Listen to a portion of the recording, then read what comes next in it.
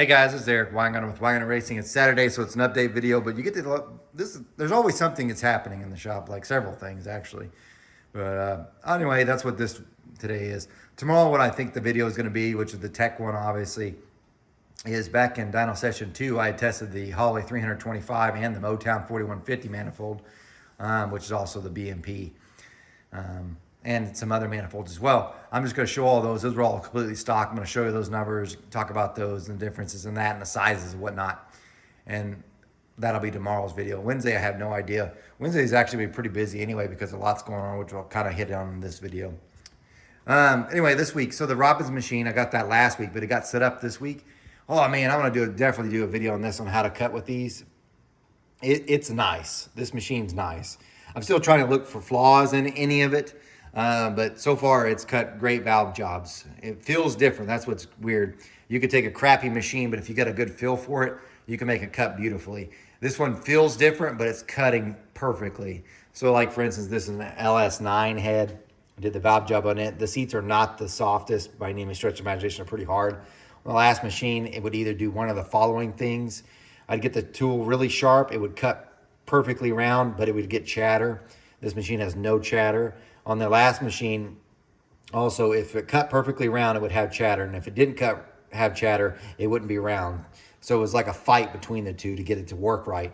And again, you get a nice feel for it, you could do it. This thing, perfectly round, no chatter. And trust me, I'm looking for flaws because it's got a 1-year warranty. I want to find it before the warranty's out, you know. Anything that could be wrong with it. But cut this one, the run out on the intake was between, it never got over more than 1,000ths. So it was like, I think half, so 5/10ths, which was really good. The exhaust, you might as well call it 0 because I only got 2 to 3/10ths. And easily you wibble your gauge at all and you'll get that. So the point being is they're really tight, seals up great. And also I cut way faster. So awesome machine. I'll talk about this in the thing.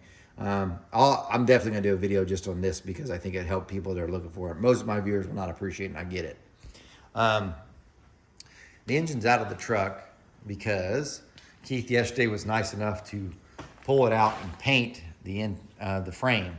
So we got this all painted now, so which means the engine can go in permanently and we can actually start making some progress on this and maybe get it running. The goal is to get it drivable by June because there's a deal in Enid where it's just a drive event, no racing, to get it there. Of course, want to race it, you know, this year, obviously, again, see how much quicker it is. Now, here's what's interesting, cool stuff.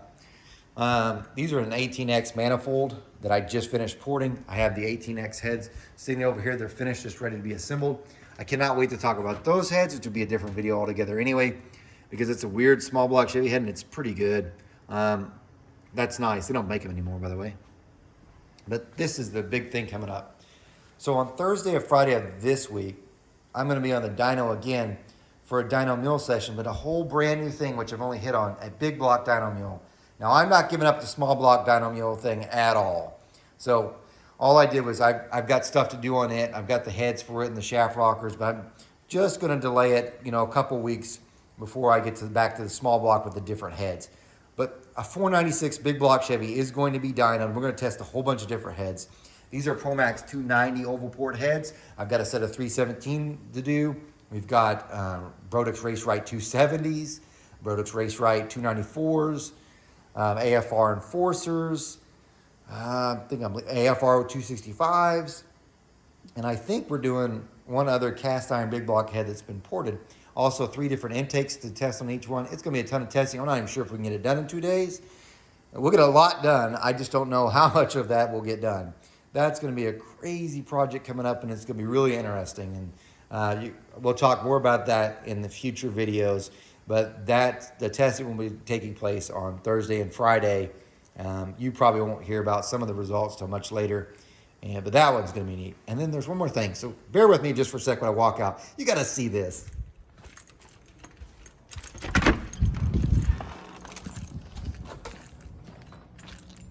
So this is the thing that made my wife the most mad yesterday. This is it. So you're like, what is that horrible, hideous thing? This is going to be my son's Nova. I've talked about it in videos. This is it. So it's a 75 Nova. It's definitely not pretty by any stretch of the imagination. I got my wife mad because it's in her parking spot. But it's it's been done, part of it. So it's never been raced like this, but it's got the rack and pinion. It's got stock subframe, but as you can tell, it's kind of clipped off. Two bigger control arms. It's got nice AFCO shocks, which I don't think you can see from this view.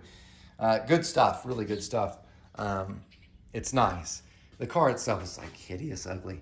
And the cage inside, this seat's going because he wants to actually drive it and stuff. So I'll put it in a real seat that's easier to get into. But it's got, as you can tell, it's got a 10-point cage and it's all tied in. I mean, it's nice stuff. So for what he's doing, it'll be great. But yeah, car's hideous. Like I said, this is a nasty, ugly looking car. It's so much work that needs to be done on this thing. And he's like, I want it red, which I hate red. But whatever. So yeah, this is coming up, and it's got motor plates for both big block and small block. And yes, he wants a turbo on this, but he wants it to get going quicker, so probably go in NA, which honestly is a better idea than throwing a whole lot of power at him anyway. So that's coming up, and this project's gonna be a cool, fun thing for him and it should be neat. But I want to show you this one of the really weird things. So when we load in the car, it has these donuts on because it got the bigger brakes. I've never seen this. I don't even know how you do this. Check this out, right? So with the air up the tire because it was low. Watch this. You want you to hope the camera catches this? It's got water in the wheel. I don't even know how you did it, like a bunch. This isn't the first time we've done it, like 3 or 4 times. So I was airing it up, I heard like gurgling. I was like, man, my air tank full of water? But no, the tire is full of water. I don't know how that happens. But anyway, yeah, there's your future cool thing coming up. This will be neat for him. I think eventually I'll outrun the Camaro. Camaro's sitting here because I'm waiting for torque converter, and I can put the engine in it and all the rest of the stuff. So, but this has got to go out of the way anyway, because my wife, Carrie, she's not happy that she doesn't have her garage space because of, you know, this walk right here is too far. So, yeah, if you have a wife, you totally understand this. Like, oh my gosh, that's horrible. I don't know. Do you park like at the door at where you work at? But anyway, that was a fight. But anyway, guys, thanks for watching. You guys take care.